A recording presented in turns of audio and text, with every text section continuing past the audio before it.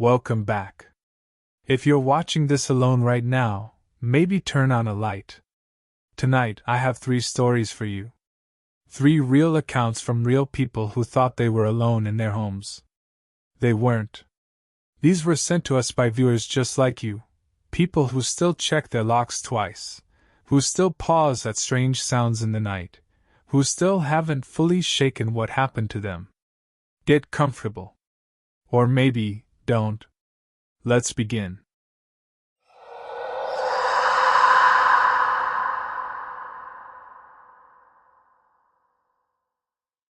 My name is Danielle. I was 23 years old when this happened, and I'm 31 now. 8 years later, and I still sleep with the hallway light on. I still check the closet before I go to bed, every single night without fail. My boyfriend thinks it's a quirky little habit. He doesn't know what I know. He hasn't seen what I've seen. And honestly, I hope he never does, because some things change you in ways that are very hard to explain to someone who hasn't lived through them. Back then I was renting a small house on the outskirts of a mid-sized town in Ohio. Not a rough neighborhood, not a dangerous area. The kind of place where people leave their garage doors open during the day and nobody thinks twice about it. Quiet streets, older homes with big trees in the front yards, neighbors who waved at you from their driveways. I chose that house specifically because it felt safe.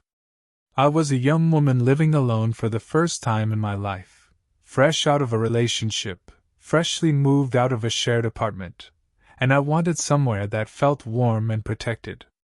The house was a 2-bedroom, 1-bath rental. Small but cozy. I used the second bedroom as a kind of office/storage room, and my actual bedroom was at the end of the hallway. The closet in my bedroom was one of those old deep-set ones, the kind that goes back further than it has any right to. I remember when I first moved in, I opened that closet and thought, wow, this is bigger than I expected. I stacked boxes in the back, hung my clothes in the front, and didn't think much more about it. The first few months in that house were totally normal.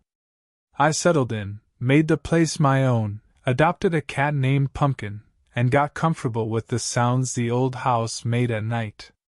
Every old house has its vocabulary: the creak of a floorboard, the rattle of a loose window, the hiss of old pipes.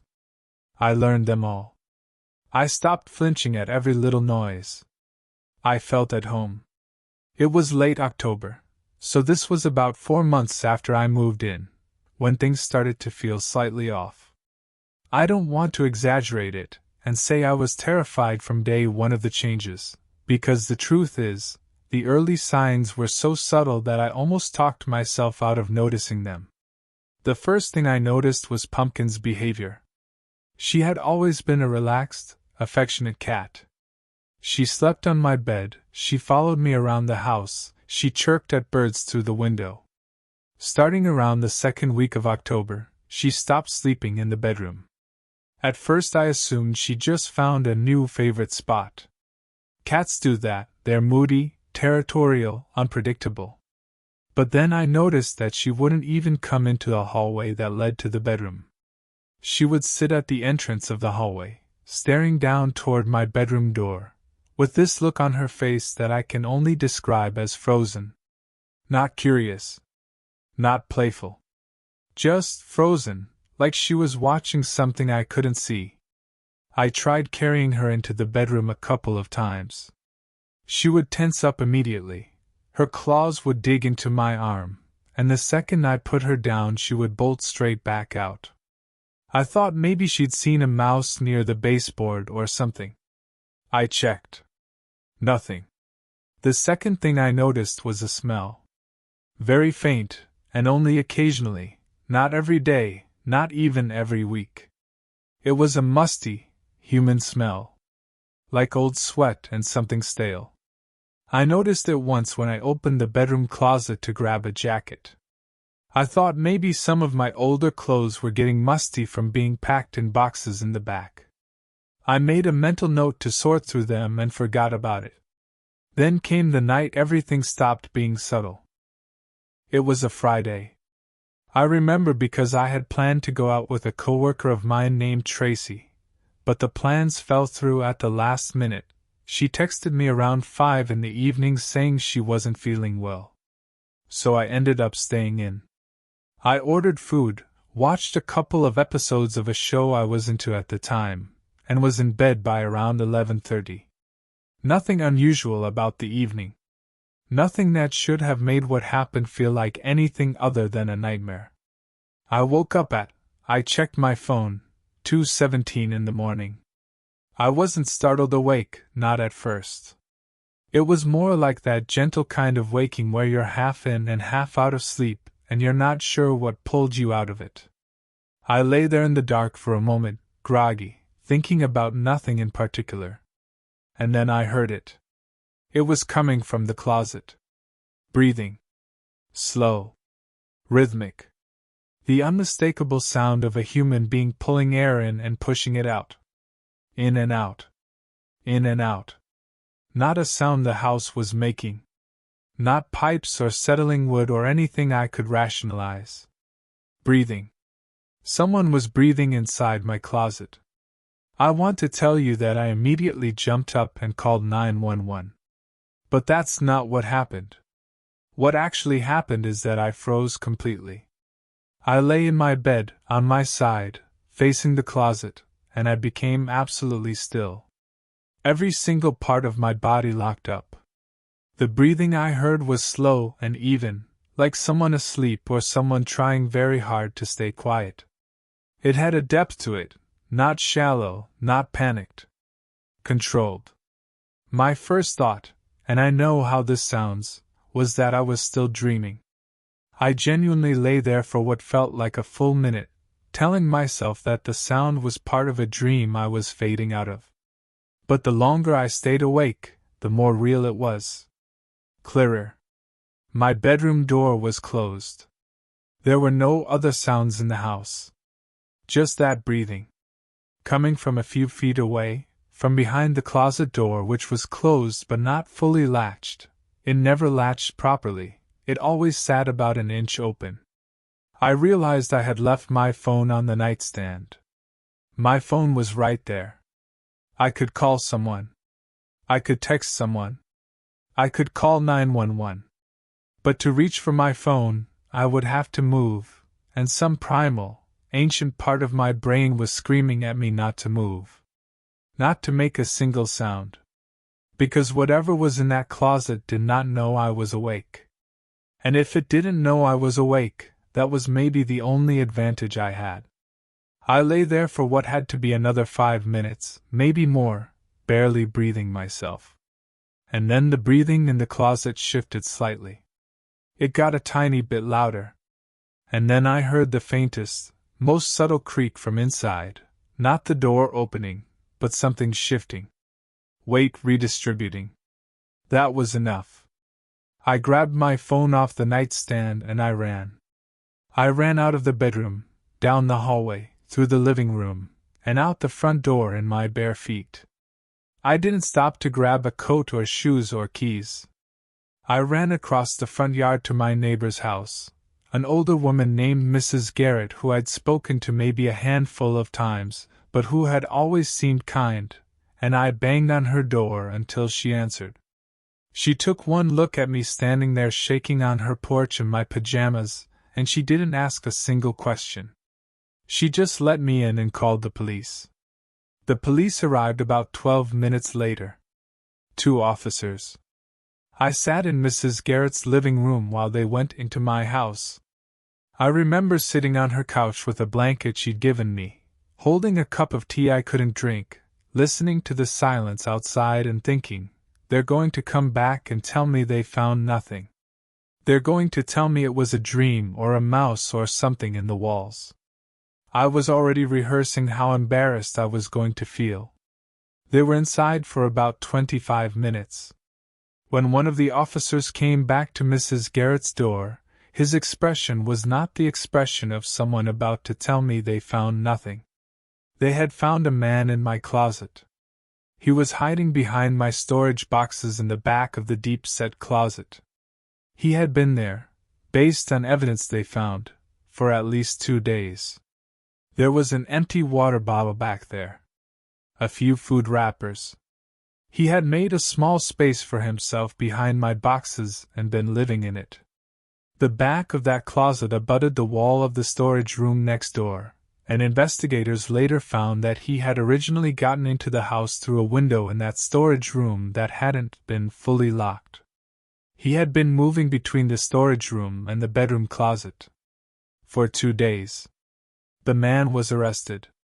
He had a record, prior convictions for trespassing and one for breaking and entering. He never said anything about why he chose my house, why he chose to stay, or what he intended to do. I don't know, and some days I think I'm grateful I don't know, and other days I think the not knowing is the worst part. Pumpkin, my cat, she knew.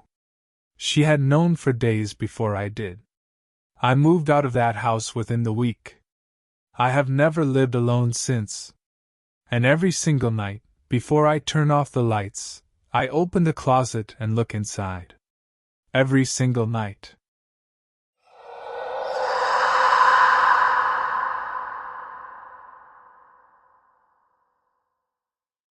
This is Marcus. I'm going to tell you something that I genuinely debated sharing publicly for a long time, not because I'm ashamed of it, but because every time I've told this story out loud, I can see people doing the math in their heads, trying to figure out where I went wrong, what I missed, what I should have done differently. And I understand that impulse. I've done it myself, plenty of times. But fear doesn't always look the way you think it will. Sometimes it looks so ordinary that you walk right past it. I was 37 at the time. I lived in a nice apartment in a mid-rise building in a city in the Pacific Northwest, not going to be more specific than that. 8 floors, about 60 units, the kind of building where everyone more or less keeps to themselves. I'd lived there for 3 years. I knew maybe 5 of my neighbors by name, and a dozen more by sight. It was a good building. Secure parking, a front door that required a key fob, a lobby camera. I felt safe there. The kind of safe you feel when you've never had a reason to feel otherwise. I was working from home at the time. This was a job I'd been doing for about a year, project management for a mid-sized tech company. So I was in my apartment basically all day, every day. My apartment was a 1-bedroom on the 6th floor. Open kitchen that looked into the living room, a hallway with the bedroom and bathroom off it. Big windows on the west side that let in the afternoon light. It was a comfortable, well-lit, livable space, and I knew every inch of it. Now, before I get into what happened, I have to tell you about a few things that I dismissed at the time that I now understand were not things I should have dismissed. The first was about 2 months before everything came to a head. I came home one evening. I'd gone out to the grocery store, nothing major. I was probably gone for about an hour, and something in the apartment felt slightly off. I don't have a better word for it than off. It's that thing some people describe where the air in a room feels different, feels disturbed somehow, like it's been moved around recently, and hasn't quite settled back. I stood in the doorway for a second, looking around, and everything looked exactly as I'd left it. Nothing was out of place. I chalked it up to being tired and went about my evening. The second thing was about 3 weeks later. I was in the kitchen cooking dinner. I like to cook, it was a stress relief thing for me. I'd usually put on a podcast and just decompress while I made food, and I had this sudden, sharp sensation of being watched. Not vague unease. Very specific. Like the feeling when someone is standing behind you. I turned around and looked out towards the living room and the hallway. Nothing. No one. The front door was locked. I had checked it when I came home, like I always did. I stood very still for a moment, listening, and I heard nothing. I turned back to the stove and told myself I'd been spending too much time alone. The third thing is the one I really beat myself up about. I have a storage closet in my apartment, one of those utility closets in the hallway, next to the bathroom. It has a standard door with a regular handle, no lock, and inside I kept the usual stuff, extra linens, cleaning supplies, the vacuum cleaner, boxes of things I didn't use often. I walked past that closet probably 15 times a day without thinking about it. About 6 weeks before the night everything broke open, I noticed that the closet door, which I habitually kept fully closed, was slightly ajar. Like just a crack. I remember stopping and looking at it and thinking, I must have not closed it all the way. I pushed it closed and moved on. This happened a second time, maybe a week later. Door slightly open when I was certain I hadn't left it that way. And then a third time. The third time, I actually opened the closet and looked inside. I looked around for maybe 10 seconds, saw everything in its place, and closed it again. What I did not do was look behind the boxes stacked on the floor in the back corner. I'm getting ahead of myself. Let me back up to the night it all fell apart. It was a Thursday evening in February. I had ordered takeout. I remember it specifically because I'd ordered Thai food and I was waiting for it to be delivered, and I was on the couch with my laptop, doing some work emails. The delivery notification came. I went down to the lobby to get it, came back up, and was in the kitchen plating the food. My apartment has a reflection situation. There's a window above the kitchen sink that faces back into the apartment at a certain angle, and when the kitchen light is on in the evening, that window becomes almost like a mirror. I noticed this before in an idle sort of way, the way you notice things you see every day without really thinking about them. I was standing at the counter with my back to the hallway, opening the takeout containers. And I saw, in the window, a reflection of the hallway. And in the hallway, for just a second, just a fraction of a second, I saw a shape. A person-shaped shadow, standing near the utility closet. I went completely rigid. My hands stopped moving. I kept my eyes on the window reflection. The shadow was gone. The hallway looked empty. I stood there for maybe 3 or 4 seconds that felt like 3 or 4 years, and then I turned around very slowly and looked at the hallway directly. Nothing. I stood there long enough that a rational person might have decided they'd imagined it. But I had not imagined it. I know what I saw. The shape had been there, and it had been solid, and it had been a person standing very still in my hallway. I picked up my phone from the counter. I walked to the front door, unlocked it, stepped into the building hallway, and called 911. I was speaking quietly, trying to stay calm, telling the dispatcher what I'd seen. They took it seriously. They sent 2 units. The officers arrived within about 8 minutes. I stayed in the building hallway while they went into my apartment. I heard them doing their sweep, room by room, calling out clear as they went.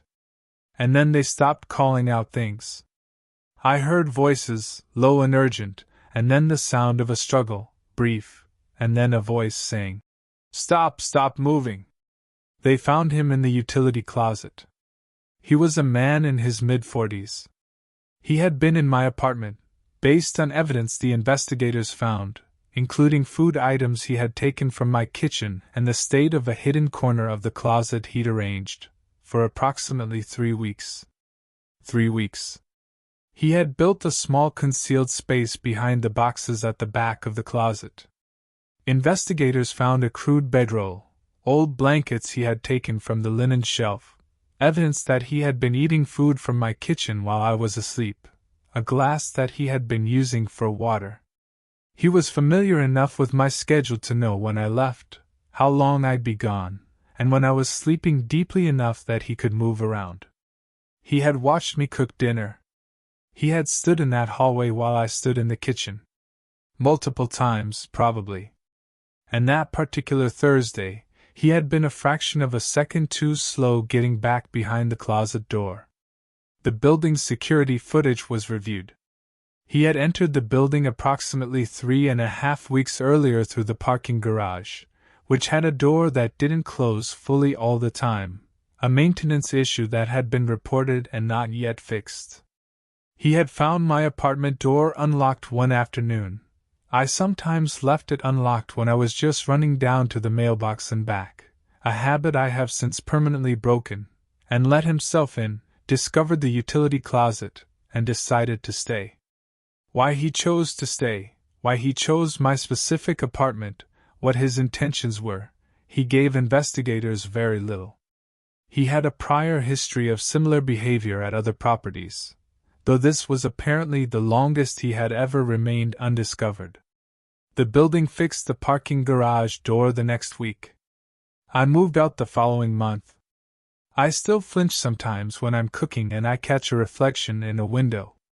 Something in my brain, somewhere below the conscious layer, is still watching that hallway, waiting for a shape to step out of the dark. I don't think that part of me is ever going to stop watching.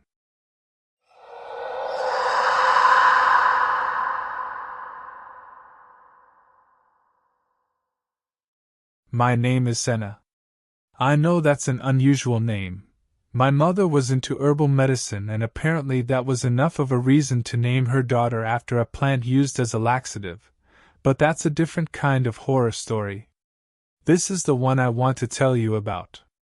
This is the one that matters. I was 26. I had just moved into a house, not an apartment, an actual standalone house, for the first time in my adult life.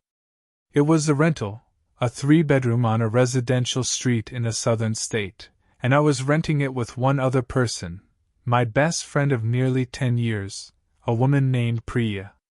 We'd been looking for a place together for months, and when we found this house, we were thrilled. It was more space than either of us had ever had. It had a big backyard, a screened-in porch, and it was in a neighborhood that felt quiet and established and safe. I want to paint you a picture of the layout, because it matters for the story. The house was a single story. You came in through the front door into a living room. To the left was the kitchen. Down a hallway from the living room were 3 bedrooms and a bathroom. The master bedroom at the very end of the hall, then a second bedroom in the middle, and a third smaller bedroom near the hallway entrance, which we used as a shared office. Priya had the master bedroom. I had the middle one. My bedroom had one window, it faced the side yard, and a closet on the interior wall, and that was it.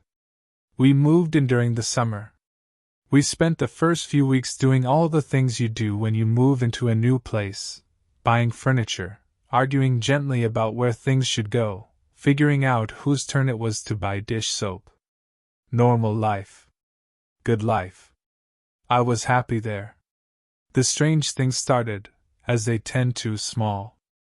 The first thing was the back door. Our house had a back door off the kitchen that led to the backyard. It had a deadbolt and a handle lock. Twice in the first month, I came into the kitchen in the morning and found the deadbolt unlocked. Not the handle lock, just the deadbolt. I mentioned it to Priya and she said she might have forgotten to lock it, and I let it go. The second time, I was more certain that I had locked it myself before going to bed, but Priya was fairly certain she had unlocked it early in the morning and relocked the handle but forgotten the deadbolt, and again, I let it go. We installed a sliding chain lock on the back door shortly after, one of those old-fashioned ones that you can only operate from the inside, and the deadbolt issue stopped. The second thing was smaller and harder to describe. I started, occasionally, waking up in the middle of the night for no apparent reason. Not from a nightmare, not from a sound I could identify. Just waking up. Wide awake. Heart going slightly faster than normal.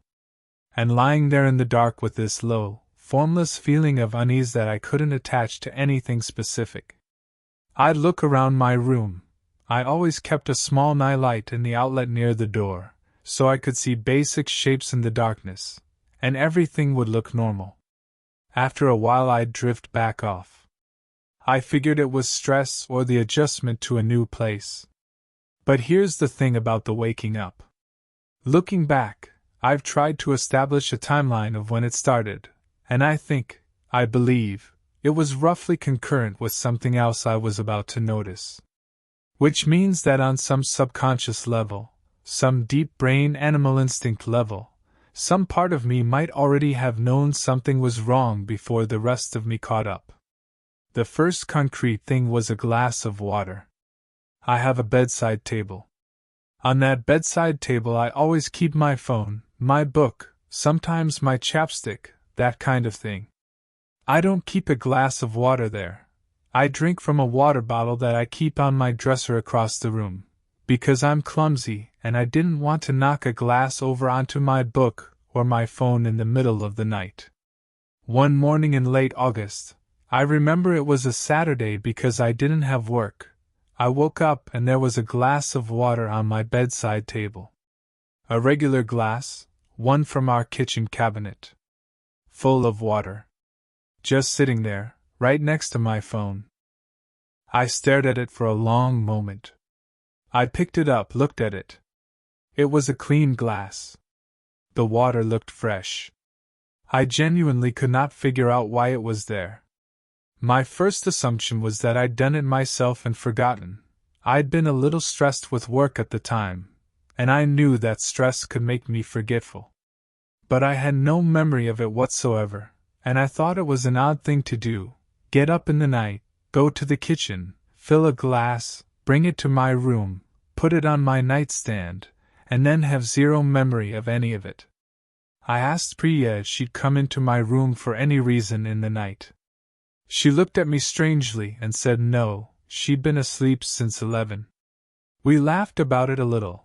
Like, was I sleepwalking? Was I going to start waking up in the kitchen with a spatula? And I let it go. The second time, I didn't laugh. About a week and a half later. Same thing. I wake up, I look over at my nightstand, and there's a glass of water. Full. Sitting right there where I never put a glass. I sat up in bed and I felt genuinely cold. Not the air in the room, but something internal, some chill that started somewhere in my chest and spread outward. I looked around the room. Everything appeared normal. The door was closed, the way I'd left it. The window was closed and locked. I'd started locking it after the first glass incident, though I hadn't consciously acknowledged why. I called for Priya. I heard her get up, shuffled down the hall. She came into my room, looked at the glass, and her face went very still. "I didn't put that there," she said. "I didn't either," I said. We looked at each other for a moment with the specific understanding of two people who are both very close to saying the thing neither of them wants to say.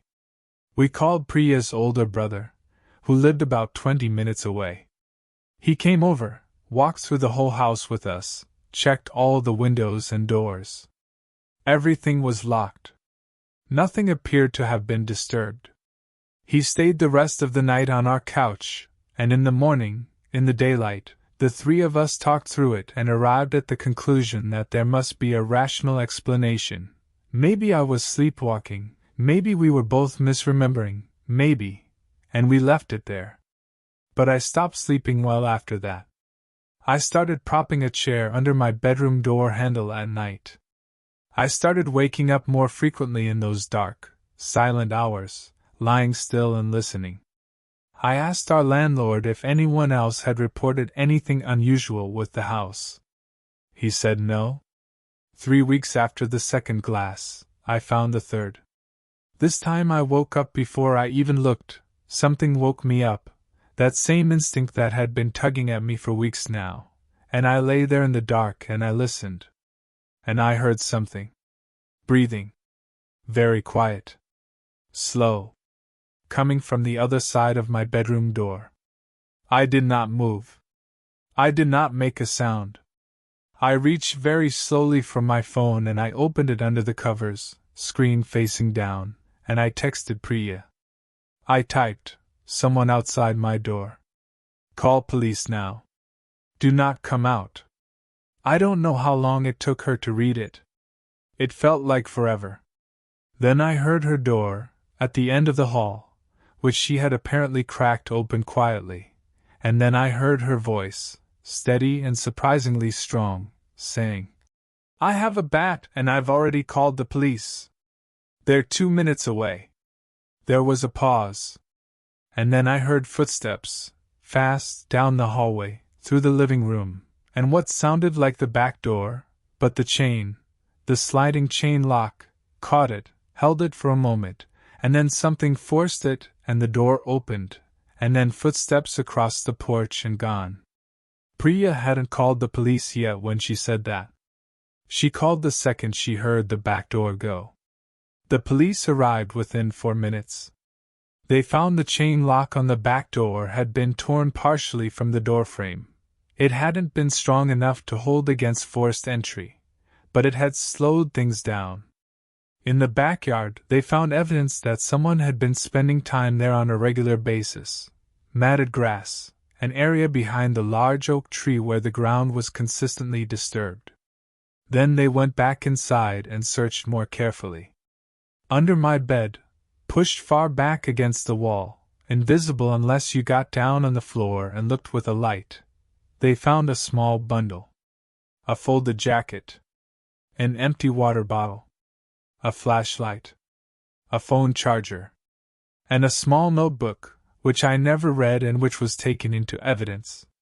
He had been coming into our house, probably through the back door before we installed the chain, and hiding under my bed while I slept. We never established exactly how long this had been happening. Based on the wear pattern of the grass in the backyard, investigators thought he had been visiting the property for at least 5 to 6 weeks. The glasses of water were never fully explained. There was speculation that he may have left them deliberately, though whether as a strange kind of gesture or simply out of carelessness, no one could say for certain. He was identified and arrested 2 days later at a property across town. He had a history of stalking behavior, and had previously been arrested for similar offenses. I think about those glasses of water a lot. I think about the particular kind of mind that would hide under someone's bed in the dark and then get up quietly, go to the kitchen, fill a glass of water, carry it back to the sleeping woman's bedside table, and place it there gently. Was it a power thing? Proof of how close he could get? A way of leaving a mark? I don't know. I've never been able to decide which answer would disturb me more. Priya and I were out of that house within 2 weeks. We both went back to apartments, buildings with lobbies and cameras and other people nearby. I still use a door alarm, the kind you wedge under the handle, every single night. I check under the bed every night before I sleep. Every single night, without fail. And I never keep a glass of water on my nightstand. Never.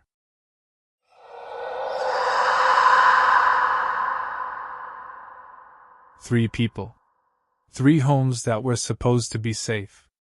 3 terrifying reminders that sometimes the danger isn't outside waiting to get in. Sometimes it's already there.